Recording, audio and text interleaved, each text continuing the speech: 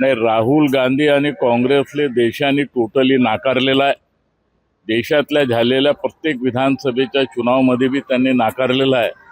आता कुठंतरी युवकाले गुमराह कसं करायचं, नेगेटिव्ह देशामध्ये कसं फैलवायचं, वातावरण कसं खराब करायचं, अशा प्रकारचं काम राहुल गांधीच्या मार्फत या काँग्रेसच्या मार्फत त्या ठिकाणी होत आहे.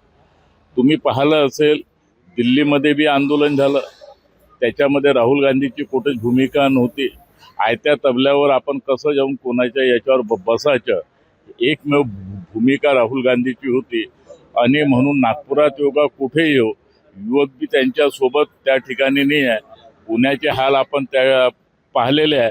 आणि म्हणून युवक जो आजच्या परिस्थितीमध्ये आहे तो भारतीय जनता पक्षाच्या नेतृत्वामध्येच काम करेल.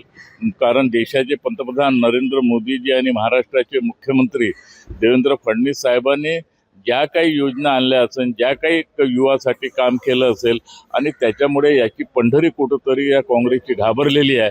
आणि म्हणून कुठंतरी निगेटिव्ह फैलवण्याचं काम यांच्या माध्यमातून होत आहे. तेला विक्रीवर कुठंतरी तुकाराम मुंडे यांनी बंदी आणली होती. एक प्रकारे राज्याच्या मुख्यमंत्र्यांनी त्या संदर्भात एसओपी तयार करू आणि कुणावर अन्याय होणार नाही, म्हणजे पुढे तेल विक्रेत्यांवर अन्याय होणार नाही आणि सांगणारी एसओपी तयार केली जाणार आहे. नाही, एफडीआयच्या माध्यमातून जो प्रकार राज्यामध्ये सुरू आहे ते खरं आहे का?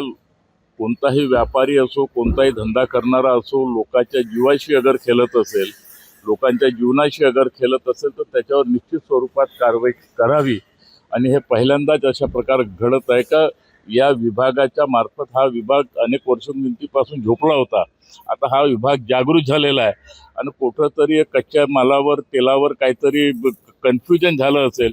परंतु महाराष्ट्राचे मुख्यमंत्री देवेंद्र फडणवीस साहेबांनी जो निर्णय घेतला कच्च्या तेलाच्या संदर्भात, हा ऐतिहासिक निर्णय आहे आणि त्यामुळे जनतेला फार मोठ्या प्रमाणात राहत मिळेल.